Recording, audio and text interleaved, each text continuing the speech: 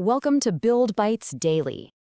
Today we're going to tackle one of those pesky performance issues that can really make or break a user's experience. The kind of thing that just clogs up your app's main thread.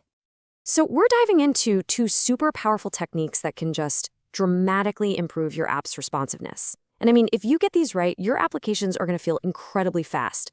We're talking about debouncing and throttling. So have you ever dealt with a UI that just kind of stutters and lags when a user is typing really fast or scrolling or resizing a window? Yeah? Well, you're definitely in the right place because we're going to fix that. Okay, so here's the game plan for today. First, we'll look at the actual performance problem. Then we'll jump into our two solutions, debouncing and throttling. After that, we'll compare them side by side so you can really see the difference. And finally, we'll get our hands dirty with some React implementation. All right, let's get into it. All right, so what's the core issue here? It's actually pretty simple. It's just too many events firing off at once. I mean, think about a search input or a scroll listener. A single user action can trigger an event handler hundreds, maybe even thousands of times in just a few seconds. It's wild. And each one of those function calls, it might not seem like a big deal on its own, but when they fire off in this rapid succession like a machine gun, they can totally overwhelm your app. They block the main thread, and suddenly the UI feels sluggish and unresponsive. It's a mess. So, how do we control this chaos? Okay, let's talk solutions. Our first tool in the toolbox is something called Debouncing, and it is perfect for controlling those events that fire off in super quick succession. So the key idea here is all about waiting for a pause. A debounced function simply will not execute until the user stops what they're doing for a certain amount of time. Every single new event, boom, it resets the timer. So the function only runs once, right after that final event and the little pause that follows. The classic example is a search input, right? With debouncing, we make sure we send just one API request, but only after the user has stopped typing for, let's say, half a second. This is so much better than firing off a new request for every single letter they type. It's just way, way more efficient. All right, on to our second technique, throttling. And if debouncing is about waiting, throttling is all about rate limiting. What's cool about throttling is that it guarantees your function will run, but it puts a strict cap on how often. You can literally tell it, hey, execute this thing at most once every 200 milliseconds. And it'll do just that, completely ignoring any other calls that try to sneak in during that time window. This is absolutely perfect for stuff like infinite scroll or tracking mouse movement. You need those regular updates to check if you should load more content, but you absolutely do not need an overwhelming flood of them. Throttling gives you just enough. Okay, this is where it all clicks into place. The difference becomes crystal clear when you see it visually. So let's take a look at how both of these techniques handle the exact same stream of events. So at a high level, it really is all about the timing.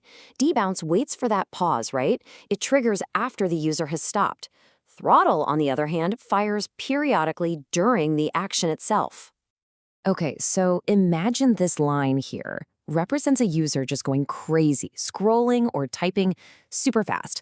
Each one of these little ticks is an event firing off, all bunched up together. Now, without any control, your function would be running for every single one. Yikes. But now, look what happens when we apply throttling. See that?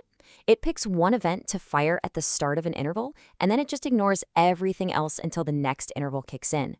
What you get is this really steady, predictable stream of function calls, no matter how chaotic the user's input is.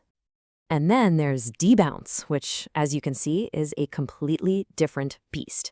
Notice how it stays totally silent during that whole flurry of activity. It's just sitting there, waiting, resetting its timer with every new event. And then, bam! It fires that single function call only after the user has completely stopped, right at the very end. Okay, so we've got the theory down. Now let's make this stuff practical. We're going to see how to actually implement these concepts using custom hooks in React. All right, here's a pretty common pattern for a useDebounce hook. All the magic really happens inside this useEffect. See, every time the input value changes, the effects cleanup function clears the old timeout and immediately sets a new one.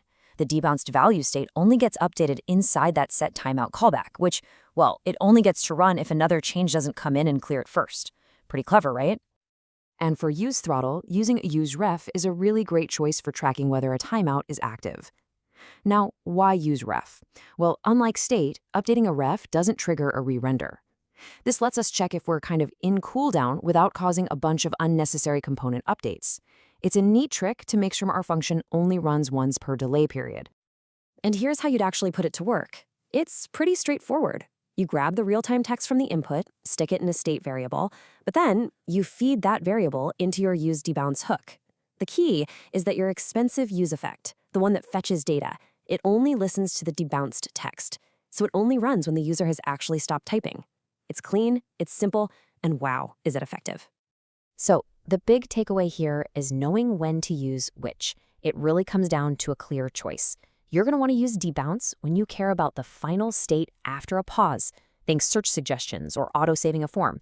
And you'll reach for Throttle when you need to handle an ongoing event at a controlled rate, like for infinite scrolling or drag and drop actions.